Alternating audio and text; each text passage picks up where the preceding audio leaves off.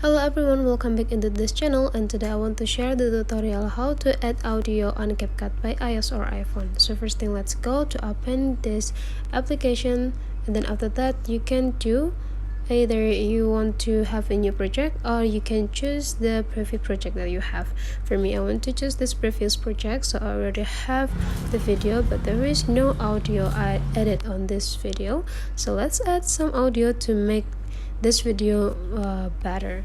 And after that, just go into the features down here on the audio sections, and after that just click sounds. Now you can choose what type of music or what type of audio that you want to add into the video. For me, I want to have a healing, and I think I will go into the warm piano solo and just click add. And now we can adjusting the length of the audio. Let me show you.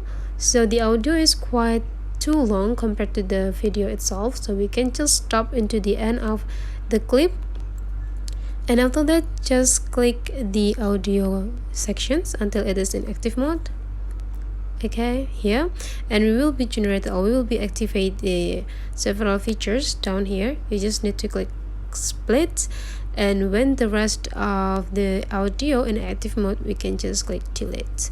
And now the audio already have the same length with the video. Let's take a look.